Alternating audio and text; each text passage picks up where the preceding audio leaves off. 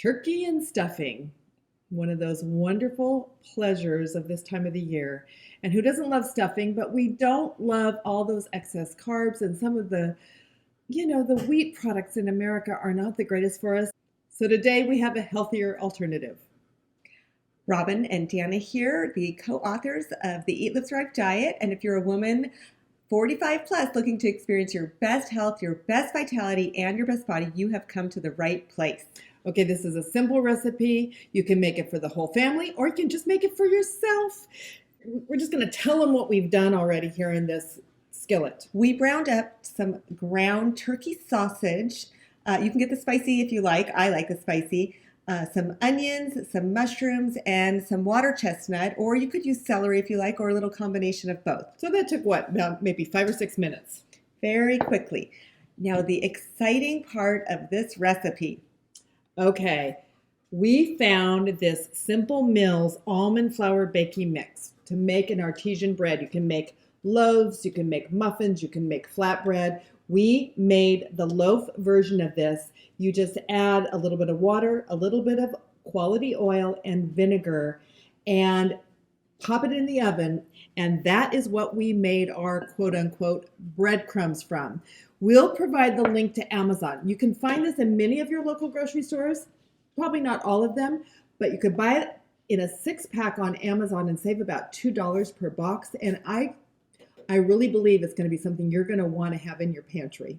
Okay, so what we're going to do is we're going to mix all of this up. So we're going to add our breadcrumbs, literally. This skillet, Robin, is heavy. It's heavy and it's 75 years old. It was my mom's skillet. She got it for her wedding many years ago, 1949, and I inherited it when my mom passed.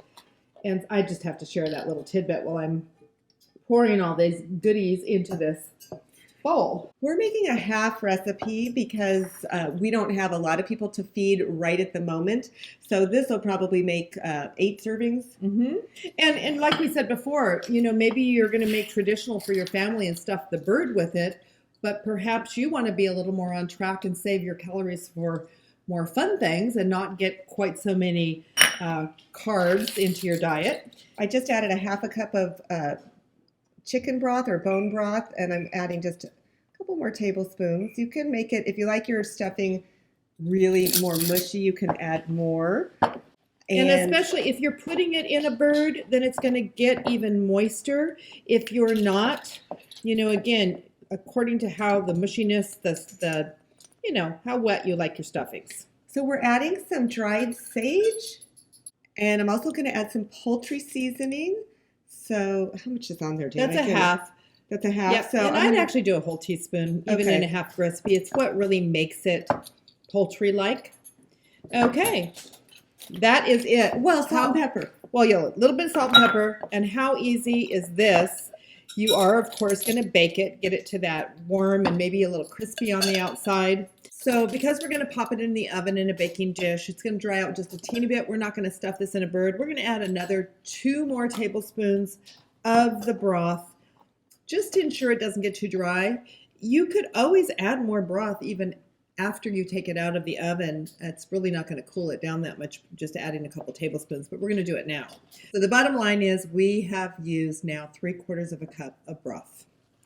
Next step, simple. We're adding it to a greased baking dish. Going to pop this in a 325-degree preheated oven for about 45 minutes. Okay, the stuffing is fresh out of the oven. We decided to add one little technique at the end, and that is to put it under the broiler for 2 minutes. Now be careful. It creates a nice crispiness on the top, especially, if you're not stuffing the bird. I like that extra texture. Mm-hmm. Now we're going to taste it. So we've got our little ramekins, and we are, thank you. This kind of a side is very filling. So one of our little techniques we often do when whether eating dessert or just little tastes, is using little teeny spoons or forks just to take little bites. So minis. Let's decide what we think. Oh my gosh. Tastes just like stuffing. I actually love the crunch of the water chestnuts. So often traditionally it is celery, and we told you you could use that. Also, this is faster, easier. You can have them in cans in your pantry, and the crunch is really awesome. I really like this.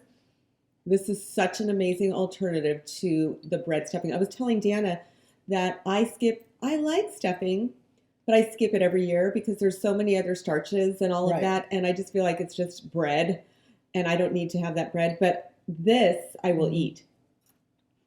We wish you the happiest of Thanksgivings and most blessed holiday season.